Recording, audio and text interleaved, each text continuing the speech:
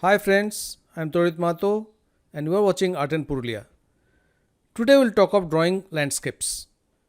Landscape drawing, as the name suggests, indicate a drawing that depicts large area of land, maybe grasslands, deserts, forests, mountains, rivers, seas, or even a cityscape. Figures are added when required to add attraction, but they are not the main subject of the drawing. Landscapes come to life only when drawn or painted in color. But today we'll see some basic aspects of composition and landscape drawing techniques primarily using graphite pencils. I'll add colors to draw landscape in the next video using colored pencils. Today we'll see the composition, some important aspects in landscape drawing, the elements of landscape and the techniques, the basic steps in a landscape drawing, and a demonstration of drawing of a simple landscape. Let's see composition first. How many of you remember your first landscape drawing composition? I'm sure 99% of us did this. A rising sun in between two peaks. And why not? This has simplicity, symmetry, and something to feel happy about. We have already seen the basic concepts of composition earlier. We'll concentrate on just landscape today. A good composition can make even a crude drawing interesting, and similarly, a bad composition may not make even well executed drawing eye-catching. In landscapes, composition allows us to reduce the complex scenery around us into pictures. Some quick sketches to understand which objects in a scenery will go well makes a better start. Some important aspects of composition of a landscape are: format. A landscape need not be in horizontal format, which we generally refer to as landscape format. It can be composed in vertical or square format also to suit the mood or requirement. Good structure and rhythm. A composition with good structure and rhythm will lead the eye to emphasize its subject. Principle of threes. The principle of the threes in composition cannot be overemphasized. Whole scenic compositions may be divided into thirds, generally in large, medium and small size patterns. The features, whether tree clumps, clouds or even rock formations, when are divided in the thirds, it gives a better visual appeal. Drawing of an armature. It's a simplified version of the structure and composition, just few lines. This can be referred as almost the backbone of the drawing.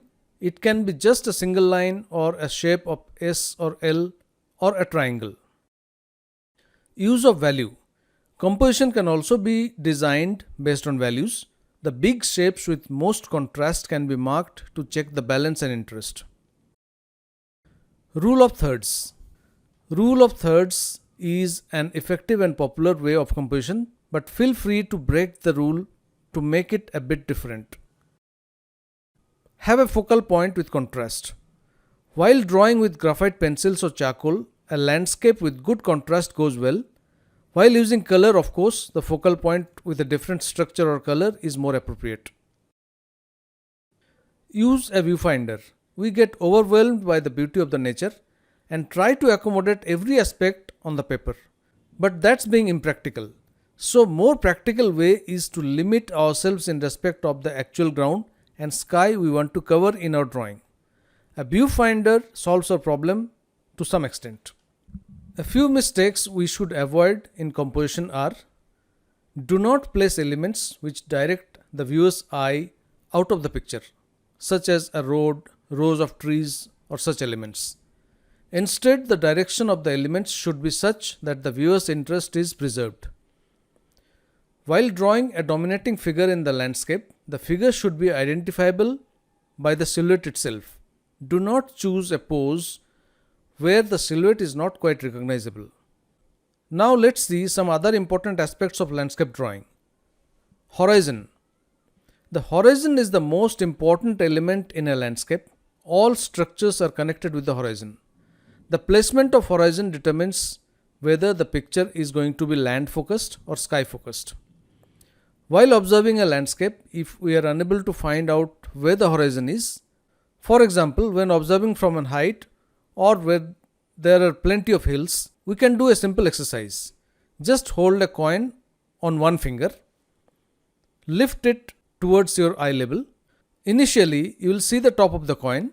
Keep lifting and you will see less of the top until eventually the coin becomes a straight line. Now it's at your eye level. Look at where this straight line coin is in relation to the landscape you are drawing. Value. Once we have done the composition, the next step is to break down the scene into simplified shapes based on their values and structure. If you squint your eyes or use amber colored sunglasses, you can break down the landscape into 3 values: light, mid-tone and dark. Of course, there are more values, but initially it is better to just have 3. A simplified line drawing can be made based on the values. Generally, the background has lighter value and least contrast. The middle ground is in the middle and the foreground has darker value and most contrast. Perspective. Perspective is one important element in a landscape that makes the picture realistic and believable. In most of the landscapes, the aspects of linear perspective in 1 point and 2 point can be applied softly to hint distance. Moreover, the aspects of atmospheric perspective have to be brought out using values and contrast to create illusion of distance. To appreciate and understand the effect of perspective, especially linear, and lights and shadows in a landscape, you can do a simple exercise. Draw parallel lines at equal distance in both directions, horizontal and vertical, on a piece of white paper. This is how the earth would look if it was absolutely flat and viewed from right above. Now crumple the paper in such a way that it looks like a mountain ridge. Now change the direction of view and light and see the effect on the contour lines because of perspective and lights and shadows. The gap between the lines reduce as they go further. Moreover, you can see how the shadow changes based on the direction of light. This is exactly what happens in different times of the day in a landscape. Lights and shadows. By suggesting the effects of light and shade, the illusion of a 3-dimensional form can be created effectively. The hard and soft edges of light can be used to denote strength, texture and softness of an object. Shadows, both form shadows as well as cast shadows, are equally important to achieve realism and depth in a picture. I always try and draw a sun outside the frame of my drawing to remind myself of the direction of light in a picture. This I found quite helpful. If there is a secondary light source, that also can be indicated by a smaller sun shape. Contrast. Change in contrast makes it possible to create depth and volume in a drawing. Now we'll see what are the basic elements that are found in nature that form a landscape. Trees. Trees can be of different shapes and sizes with different characters. It differs from place to place. Observation is the key. You must observe the shapes of the overall tree, branches, clumps of leaves and shadows to give the trees their character. They have identifiable foliage and pattern. The trees in a rainforest will be completely different from those found in the hills or deserts or deltaic region. Moreover, they change their shape and color season to season. These are certain things that need to be kept in mind while drawing individual trees. The trees have to match to the season you want to portray in your landscape. Sky and clouds. Sky makes a big impact on a drawing. Light conditions on the sky determines the appearance of landscape below. Cloud formations also vary depending on seasons and regions. Snow. Snow has also been one of the favorite drawing subjects, but in an area having snow, the other features such as trees also have to match. You are not likely to find snow in a rainforest. So the trees in a snowy area have to match the region. Mountains. Land features with mountain make a good landscape. Light and shadow is the key to show volumes and depths in mountains. Water. Water body can be along with land or no land at all, such as open sea. The nature and texture of water, including reflectivity and transparency, have to be understood to portray it well. Moreover, the motion of water needs to be depicted well to capture the mood. It can be a roaring sea, a silent pond, or a waterfall. Rocks and grass. Rocks, grass, bushes are fillers in a landscape, but they have to be seamlessly matching with the rest of the bigger elements. House or a hut. Presence of a house or a hut makes a landscape more interesting and you can make it a good focal point. So, the placement and type of structure has to be composed based on the surroundings. Figures of human beings and animals. Figures can be added to make a drawing more lively, but the proportional size has to be kept in mind. Now, let me show you a drawing, a simple landscape with elements like mountains, sky, water, rocks, roads, and some figures. I'll try and create distance using atmospheric perspective, ideas of diminishing value primarily.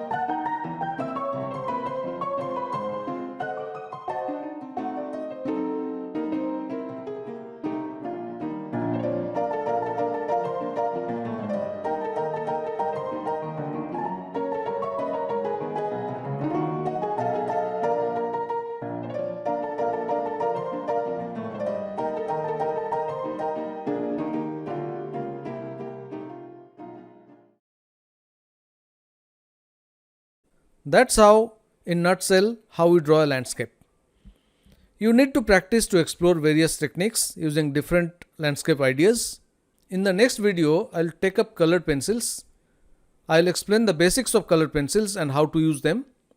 Though there are several topics of general category that are still left, like drawing of animals, birds, flowers, cartoon figures, and some more topics, I'll try and cover them while using colored mediums or make some other video using graphite pencils itself. Till the time, keep practicing, stay safe and healthy. See you.